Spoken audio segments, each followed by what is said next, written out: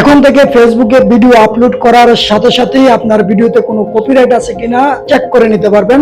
তাহলে আর কথা না বাড়িয়ে চলুন যাই মূল কাজে। সর্বপ্রথম যে কাজটি করতে হবে, আপনাকে আপনার অফিসিয়াল ফেসবুক অ্যাপটিকে ওপেন করে নিতে হবে। ফেসবুক পেজটি ওপেন হয়ে গেলেও উপরের দিকে আপনি একটি প্লাস আইকন দেখতে পাবেন, যেখানে আপনি একবার ট্যাপ করলে আপনার সামনে এই ধরনের একটা অপশন আসবে, যেখানে পোস্ট এবং রিল দুটাই আছে। আপনি চাইলে রিলও করতে পারেন, পোস্টও করতে পারেন। আমি রিল দিয়ে দেখাচ্ছি। আমি রিলে একবার ট্যাপ করে নিলাম।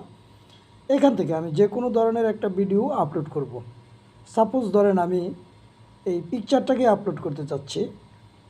পিকচারটা যখন এখানে আপলোড হয়ে যাবে, আপনি নেক্সট বাটনে আরেকবার ক্লিক করে দিবেন। ট্যাপ করে দেওয়ার পরে প্রসেসিং হবে। প্রসেসিং হওয়ার পরে আপনার সামনে একটা ইন্টারফেস আসবে, যে ইন্টারফেসটার মাধ্যমে আপনি আপনার কাঙ্ক্ষিত লক্ষ্যে পৌঁছাতে পারবেন।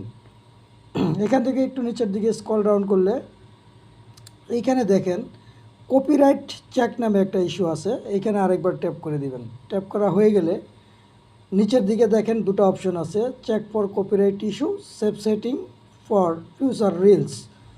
এই দুটাকে অন করে দিয়ে আপনি ডান অপশনে একবার ট্যাপ করে দিবেন। That's it. এই ধরনের ইম্পর্টেন্ট ভিডিওগুলো পেতে আমার পেজটিকে ফলো দিয়ে রাখতে পারেন।